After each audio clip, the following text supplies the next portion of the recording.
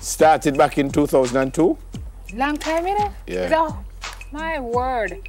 The company started operations in 2002 and 07. The FSC website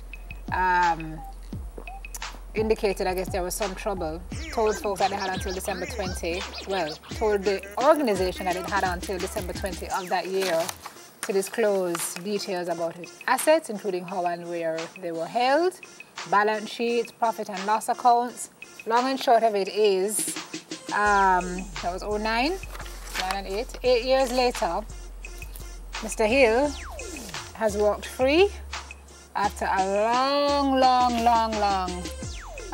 battle in the courts, waged in the courts, 15 counts of fraudulently inducing people to invest after he appeared before the corporate area resident magistrates court. That was in 09. Were there more cases? I'm trying to look.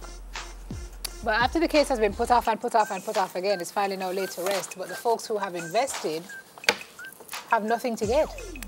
Well, he said yesterday that now that this is over, the people will get their money back. That's what he said. Okay. That's what he said. That's what he said yesterday? Yeah. Okay.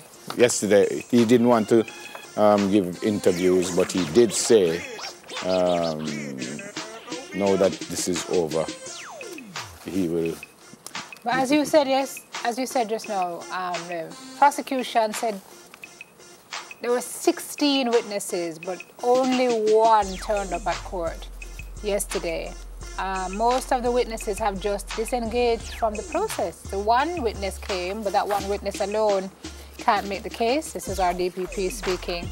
That's just really sad. That's when you reach to a point where you just, I guess you're locked down so much. And if you lose 10 million US dollars.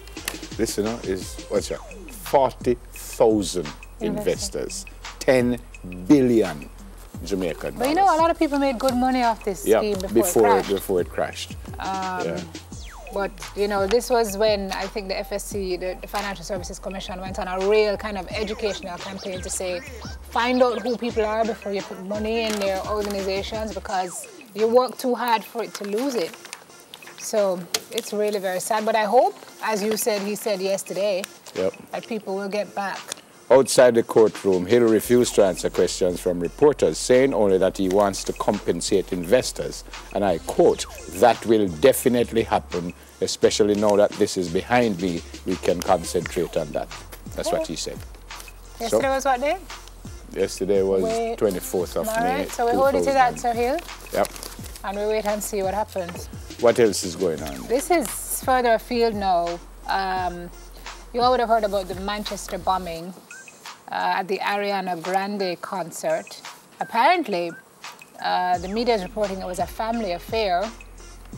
Jesus, this is so sad. Yeah. The father and the brother of the alleged bomber have been detained in Libya. It's being said that the brother confessed to knowing all the details of the attack plot. He was aware of all the details of the terrorist attack.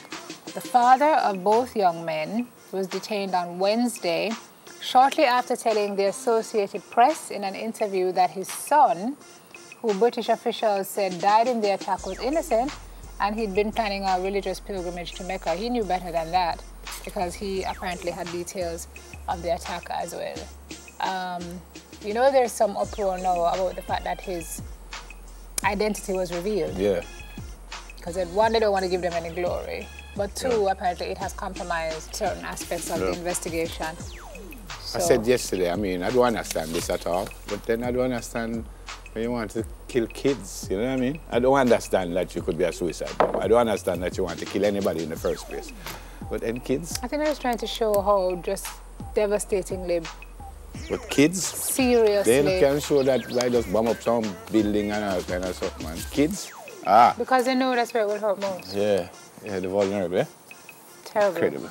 8-year-old girl just gone. Hey, what's this one now? Food for the poor. Being given a hard time for some people.